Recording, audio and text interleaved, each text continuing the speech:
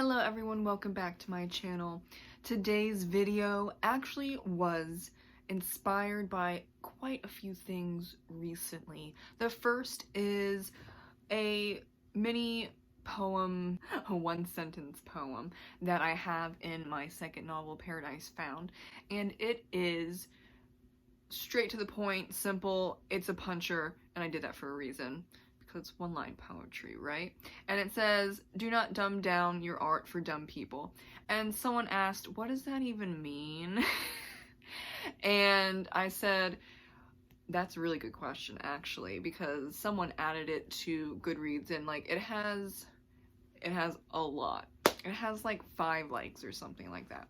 So I really wrote that for writers in particular, because there has been a trend the past, I'm gonna say 15 years, give or take some years, where they are spoon feeding readers.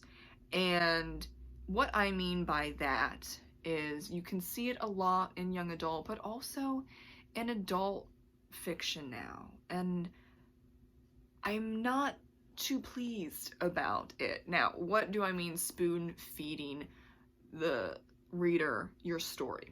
Really harping to a T on tropes of your genre and not deviating at all, or putting in tropes that everyone else is doing, and therefore the readers are expecting that, and if you deviate slightly, or like another writer say it deviates slightly from that, then it upsets the readers. So that's one part.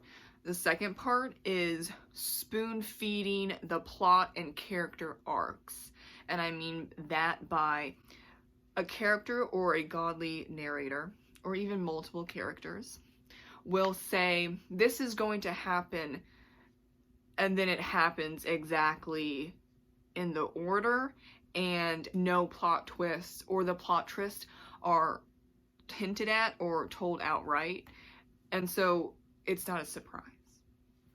And that also goes into part 3, a godly narrator or other characters, or the character itself, if it's first person, spelling everything out the character does, thinks, wants to do, wants to say to someone but they don't, their thoughts and feelings and weird details about other people in the book, or stuff that doesn't totally need to be there, but it's still like it's just said flat out, and you don't have any nuance anywhere, no nuance whatsoever. So if there's no nuance and you're just spelling everything out, and you're using these tropes over and over again, and you're using so many tropes because they're popular, you know, we can have a discussion of why they're popular, that's a different story, but let's just, you know, keep it on topic. You're using these tropes so much, and sometimes they become a cliche, sometimes they don't. I mean, it also depends on what you think a cliche is. And it's so prevalent right now, and has been through the past 15 years, that readers expect to be spoon-fed, and when something is not spoon-fed to them, they get upset. Or when a writer doesn't do what everyone else is doing, or like the majority of people are doing, then people get really pissed off, and they will rate the book lower than usual and say pretty silly things. Now, I'm currently reading and will be doing a review on Nothing But Black and Teeth, but this is the best example. So it is a Japanese horror story. There's 5 protagonists, and so there are just some tropes that you just know will happen, and there are all other tropes that might or might not be involved, and you know, it's interesting, especially because it's a novella, so you don't have hundreds and hundreds of pages to put tropes that are usual. What's happening is the writing is making people think. And the fact that I've seen multiple reviews, 1, 2, even 3 stars, that are saying there's too many big words and they have to look up the word or multiple words. And the writing is too complicated. The writing is not simple enough for me to care to read on, or which is very weird. Like, it's weird. This is something that is a problem, and this is a problem because many writers are spoon-feeding or dumbing down their books, and you can even see it in film too. That's different. We're going to talk about books because film's a whole different story too, but for books in particular, you see a lot of spoon-feeding everything possible and writing in a way that's extremely simplistic to the point where you're verging on 8th grade, 9th grade, 10th grade level writing. Is that bad? No, but if your target audience is adults, why are you writing on an like 8th grade level? I 100% understand young adult, but this is adult, and this is also horror. So it's not young adult horror, it's not young adult fantasy, it's not young adult fiction, it's not any of that. It's high up, this is really freaking disturbing. Children shouldn't be reading it. Teenagers shouldn't be reading it. There are actually some adults that shouldn't be reading it because it can be very triggering. So I think what the writer is doing is making the writing flow, making it hit you in the senses, in the 5 senses, so it's like you're in experiencing this situation as the other, as the protagonists are. And I think that's the point of horror and psychological thrillers. I could be wrong, and maybe I am wrong, because maybe this is a different, the spoon feeding. Oh, horror can't be scary, or it can't be violent, or it can't be this or that. Nowadays it's actually this. What do you want from horror? I think, or just any genre in particular, what do we want right now? And I think a lot of people want to be entertained, which is there's no problem at all with that, but they just purely want entertainment. They don't want to think about anything, nothing.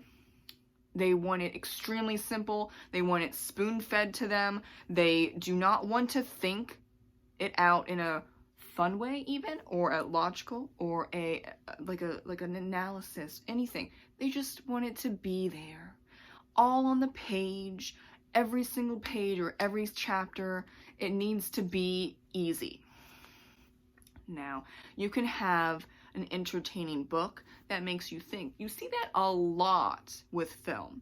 But, you're watching film, you're entertained, whether you like it or not. At the end, when you're leaving the cinema, people are talking about it. They're talking about what they like, what they don't like. Oh, I love this character. Oh, why didn't that character get with this character? That is talking out and comprehending what you just watched. For books, I think it is a little more difficult because you have to picture it and you have to take in the words and the sentences all at the same time and put them together, and that's the whole point of reading comprehension. And that's why it's a big deal in school to read a book, or go page by page, or even sentence by sentence at times. And what am I reading? Can I comprehend what's going on? I know from experience as a tutor for quite a few years that reading comprehension has gone way down. We're not comprehending what we're reading. We're not even comprehending what we're watching on TV a lot of the times, because what's happening with film in general, TV and movies, is we're very distracted. And what's distracting us? Our phones. When was the last time you sat through a movie, let's even say an hour and a half movie, and did not once pause it to look at your phone, or do not pause it to look at your computer or your tablet. When was the last time that happened? It's not good. Like, I have to put my phone in a different room, and I take a lot of time off from my phone because I know it's a problem, especially because I have ADHD. It's a problem. And I'm getting better at finishing films. I'm definitely on point with reading. I don't know why, but I'm way better at reading than I am with watching TV or movies. Some people have problems reading, and then there's other options like Audible, audiobooks. But I still want that reading comprehension to come into while you're listening, to a book. Can you tell me what happened in chapter 5? Can you tell me what happened in the first half of the book? Whenever we distinguish what's the first half of the book, can you tell me the ending scene? A lot of people can't do that. It doesn't matter their age. It doesn't matter if it's a young adult book. It doesn't matter if it's a children's or middle grade book or an adult book. It really doesn't matter anymore. They're not able to discuss the book as a whole or even a few chapters, let alone the subtleties, if there's subtleties, or foreshadowing, or hints, or plot twists, and maybe why did the writer do this instead of that. They can't seem to do that, or they can only do it a certain amount of time, like maybe half of the time. Or some of it is on the readers and some of it is on the writers. I think that there is a big problem with following trends and tropes, and you have to be on the tropes every single minute of every day. And if you have one less trope than someone else, or you don't follow a trope exactly as the 7 other published books, this year are in a specific genre, blah, blah, blah, then people get a little antsy, or they get angry even. And you can see a lot of that in the reviews. It's like for Nothing But Black and Teeth. So many people saying there's too many big words. Because why? Why? Because you need to pause and look the word up. I personally, and now it's definitely up to the reader, I don't mind pausing and looking up a word that I don't know. But I think there's an underlying theme happening where people are smart, and for whatever reason, they're still reading certain types of books and that spoon feed them everything, just everything. And either they like it and that, they give it 5 stars. Like, that's kind of different. What we're talking about is they keep reading these books and they rate it 1, 2, even 3 stars, and they'll list everything, and it's just the same review over and over again, like with the big words, or the writing sucks because it feels like purple prose, or this trope didn't work for me because in the beginning this one character was with this character, but like they didn't end up together, and it's not a romance book, with the happily ever after. So there are tropes that you need to stick to with, like romance, happily ever after. Okay.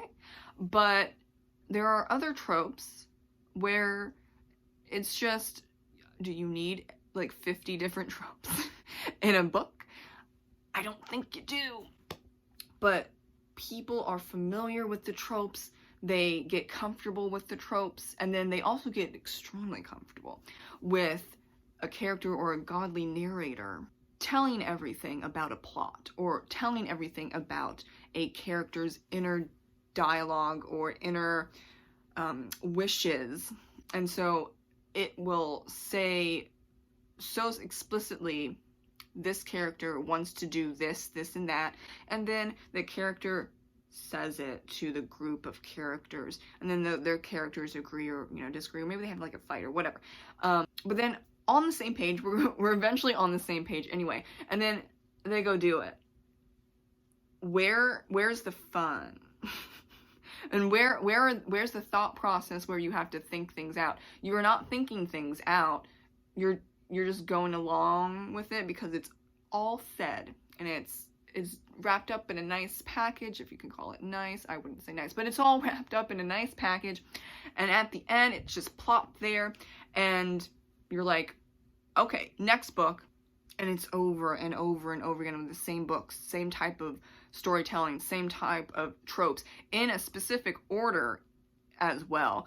I understand market trends, but sometimes you don't need 15 tropes, maybe you only need 10. Can we take out 5? I mean, that's just my thought, right?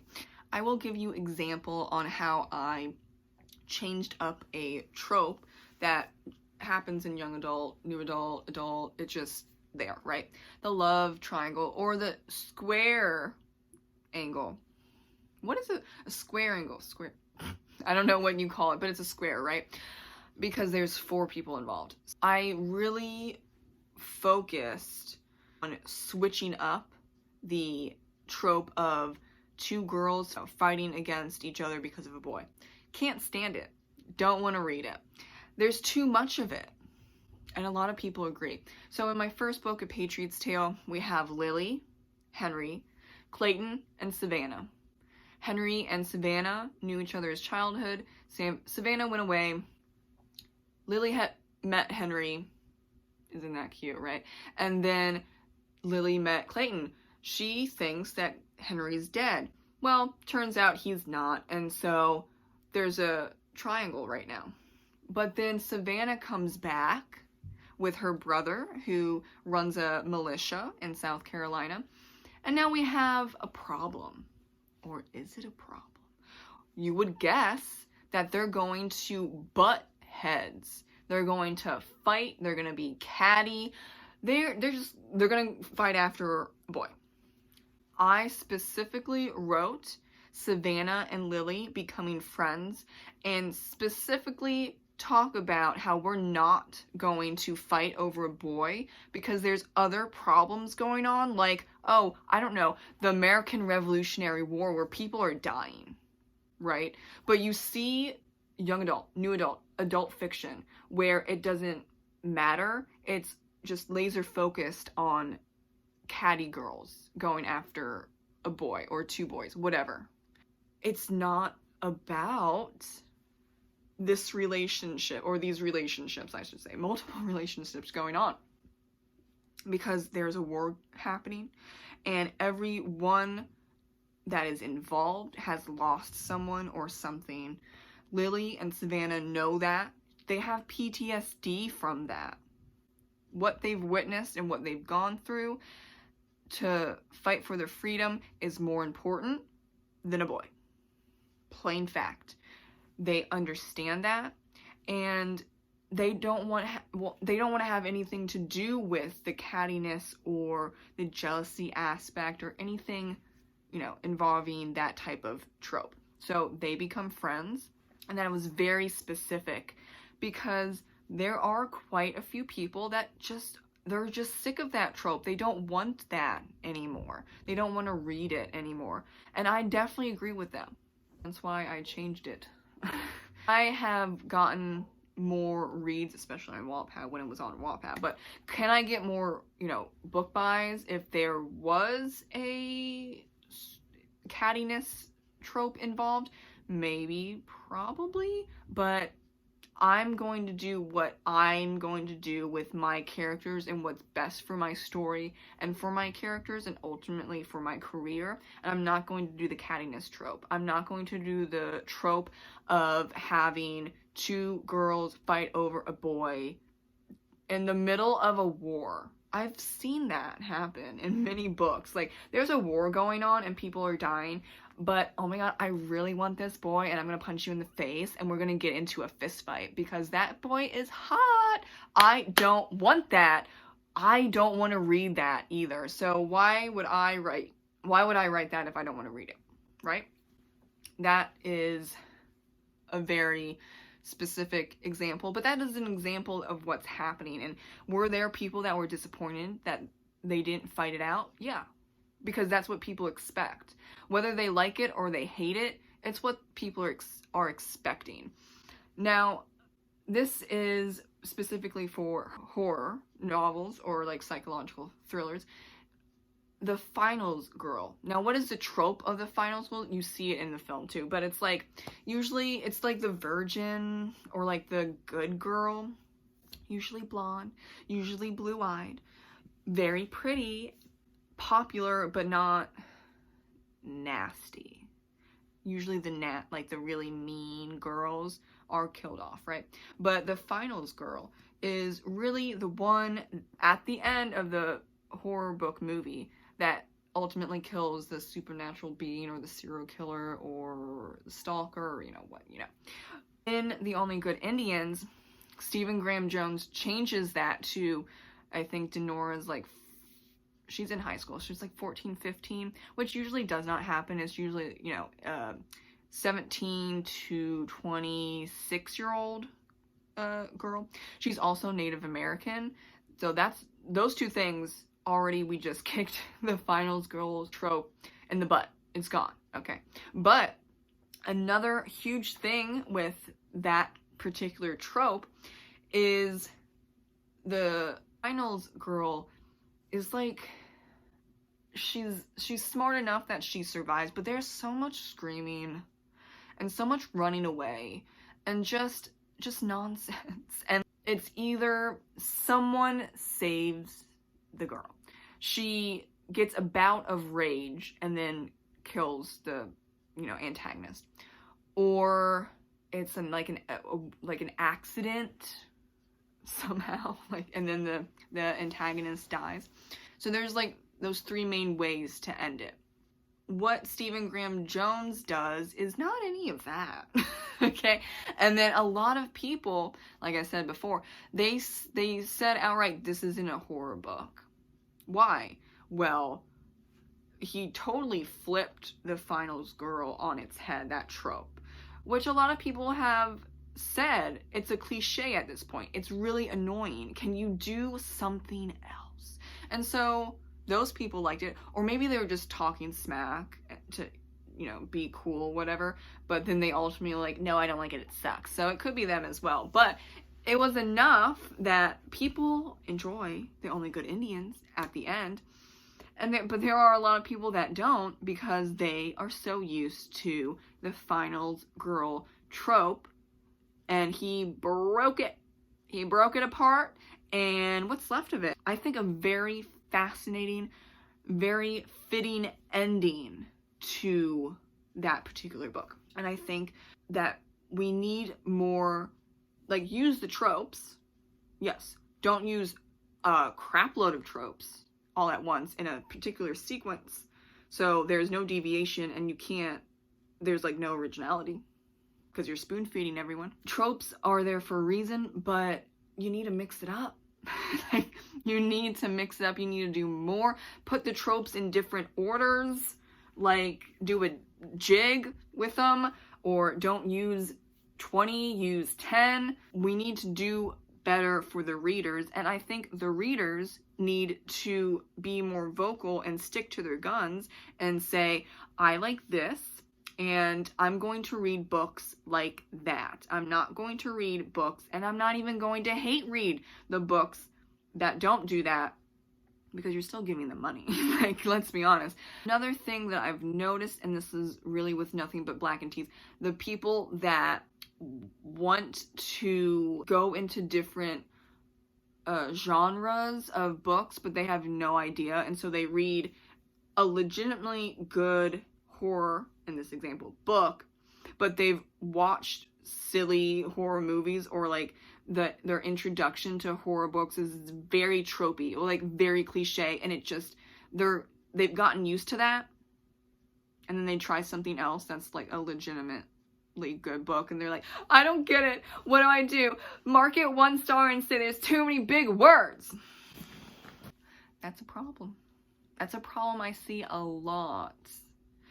We're making readers too dependent on specific ways, like tropes, and specific writing techniques, spoon feeding, than the story and the character development, that a lot of them don't know what to do with other books that don't do that. Like, at least the film industry is talking about it, Like, even the critics are like, what's going on? I haven't particularly noticed anyone talking about it for books, but I've seen it a lot lately, and I don't know, how to fix it other than not reading the tropey, cliche, poorly constructed or poorly written works, and not even reviewing or, rating it. Just don't give them money. And also bettering yourself and learning how to read, even for fun, and how to like work on your reading comprehension, even if it's just for fun. Because if you're talking to a friend and you're like, this book is amazing, and so the friend asks, oh, can you tell me about it? And you're like, no, I don't remember. Then you didn't fully comprehend, or you didn't comprehend the book at all if you can't describe the book or anything. You can't, like, you've forgotten it. You're reading to entertain yourself. I do that all the time. But can you at least explain the book? I think that's something that we need to talk more about. Can you explain the book, whether it's a nonfiction book or a fiction book, whether you're reading, the main purpose is to tell a story in a very artistic way, or a story that is for entertainment purposes. What can you get out of it other than you read another book and you have a +1 for your Goodreads challenge? What else do you have? Because I think we are all writers and readers. I'm both, doing a disservice to people. People are smart, but in the case of books and even film, we're dumbing it down. It's not right. I don't think it's right. We need to treat people like they know what's going on. Thank you so much for watching my discussion. Have a great reading and writing day. Bye.